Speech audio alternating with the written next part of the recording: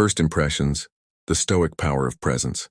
They say people decide who you are in just a few seconds, not by what you say, but by the energy you carry.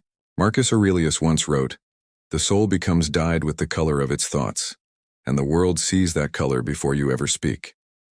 Every encounter is an unspoken test. Without a word, others read your posture, your expression, your composure. Whether she sees a yes, a no, or a maybe, judgment begins instantly. We often chase attraction through effort, lines, style, status, yet what truly speaks is your presence. Epictetus taught, "Don't explain your philosophy. Embody it." Your calm confidence, the way you enter a room, tells more than any story could. To make a lasting impression, focus not on impressing but on being. Straighten your shoulders. Breathe slowly. Let silence be your ally. Seneca said, "A great man is he who uses earthenware as if it were silver." True presence is modest yet unshakable. It doesn't beg for attention. It earns it by existing with purpose. Think of the warrior before battle. He doesn't shout. He prepares in silence. That's how you walk into life, into love, into the unknown. You don't chase approval. You radiate stability. That stability is magnetic. So when someone notices you, perhaps in a glance across the room, remember, they're not just seeing your clothes or your looks. They're sensing your state of mind. Cultivate a mind that's grounded, a heart that's calm, and your presence will speak the language no words can match. Because in the end, it's not about making her notice you. It's about becoming the kind of man who doesn't need to be noticed to be remembered. Presence begins with how you carry yourself. How you present yourself is a reflection of how you live. You don't need the newest clothes or the sharpest suit, but you do need intention. Marcus Aurelius once said, "The best revenge is to be unlike your enemy." In the same way, the best impression is to be unlike the careless man. When your shirt is clean, your posture straight, and your movements calm, people see order, not chaos.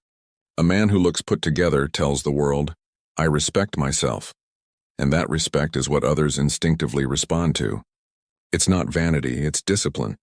Epictetus taught, "No man is free who is not master of himself." Your grooming, your scent, the small details, they reveal whether you command yourself or not.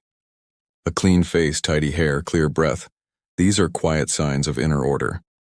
They whisper self-control before you ever speak. Think of a soldier before inspection, or a craftsman sharpening his tools. Neither does it for applause. They do it because excellence is their nature. That's how you prepare to meet the world, not for approval, but because your character demands it. Seneca once wrote, "Everywhere means nowhere." When a person spends all his time in foreign travel, he ends by having many acquaintances but no friends. In the same way, when you scatter your energy to please everyone, you lose yourself. Be precise. Be intentional. Your outer appearance should serve your inner calm, not cover your insecurity. Because the truth is simple. You don't dress to impress. You dress to express discipline. And discipline is always attractive. A man's presence begins with order and not perfection. How you see her reveals who you are. The way you look at a woman tells her everything about you, not through words but through presence. A stoic man doesn't look with hunger or hesitation. He looks with awareness. Marcus Aurelius said, "The happiness of your life depends upon the quality of your thoughts." Your gaze reflects those thoughts more clearly than your speech ever could. When you observe someone, you're not judging, you're perceiving. You're saying, "I notice," not out of need but out of calm appreciation. Epictetus wrote, "We suffer more in imagination than in reality. The insecure man imagines rejection and hides. The centered man simply sees, without fear, without pretense." That difference is what creates attraction, not the stare itself. To appraise doesn't mean to measure beauty. It means to acknowledge worth. When your eyes travel with composure, without lingering where they shouldn't, you show discernment. A woman feels that instantly. That quiet confidence that says, "I know what I like and I am not desperate." Seneca once said, "A gem cannot be polished without friction, nor a man perfected without trials." Your restraint, your calm focus is that polish. It shines more than charm ever could. Think of the artist studying a painting, not to own it, but to understand it. He looks deeply, respectfully, appreciating every detail for what it is, nothing more. That's how a stoic man looks, and with presence, not possession. So when your eyes meet hers, let them carry steadiness, not intent. A light nod, a calm breath, a subtle smile. You're not seeking approval. You're acknowledging her existence, and in doing so, revealing the strength of your own. How you see the world reflects the order within you. See with clarity, not desire, and the world will feel your calm. Mastery over apology. The power of self-respect growth begins with practice, not perfection.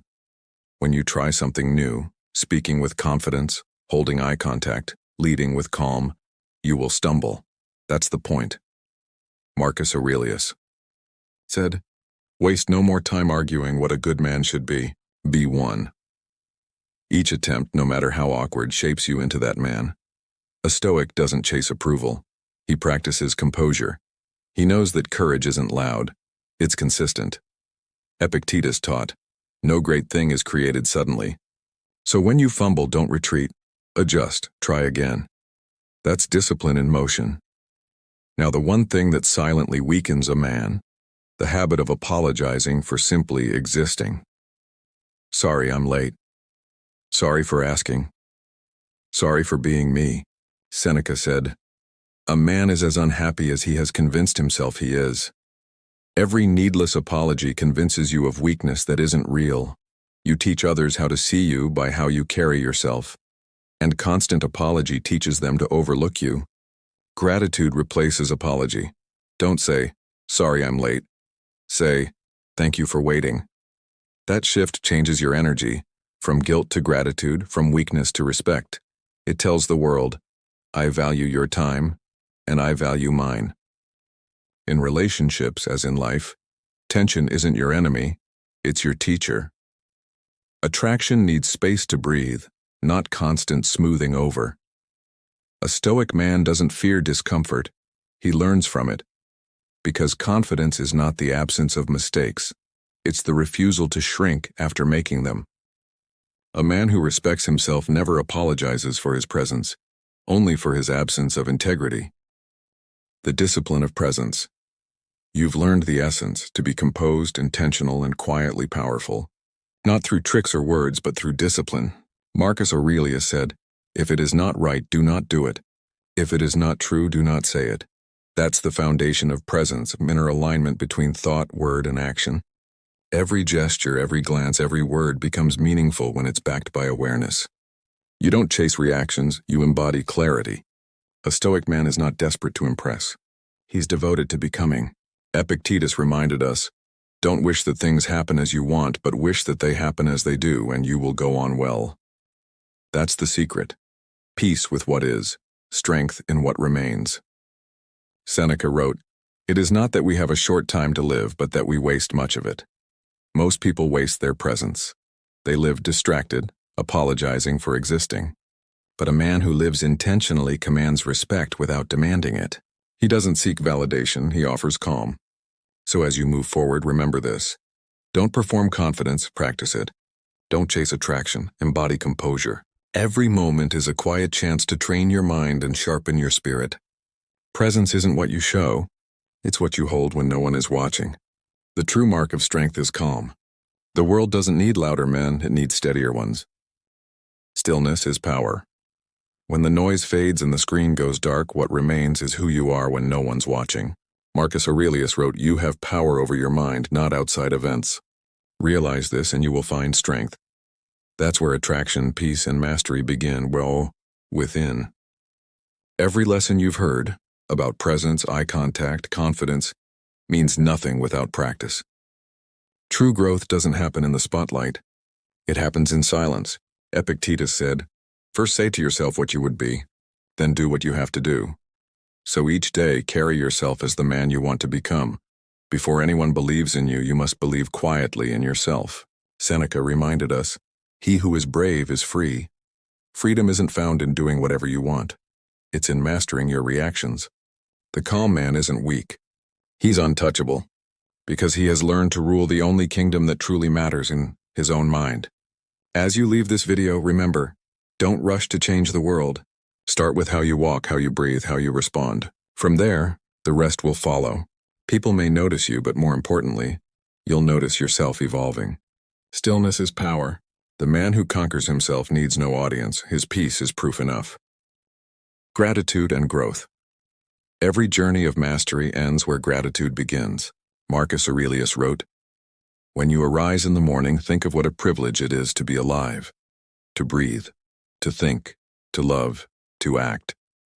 So before you seek more, take a moment to honor how far you've come. You've learned how presence shapes perception, how calm creates connection, and how stillness builds strength. But wisdom isn't what you know. It's what you practice when no one's watching." Epictetus said, "Only the educated are free." And the most important education is learning to rule yourself, your emotions, your reactions, your mind. Seneca once wrote, "As is a tale, so is life. Not how long it is, but how good it is what matters." The same is true for this moment.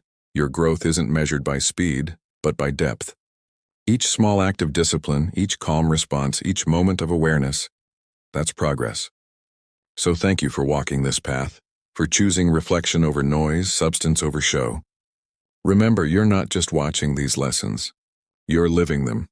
And each day you live with intention, you inspire others to do the same. The Stoic path isn't about becoming perfect, it's about becoming peaceful.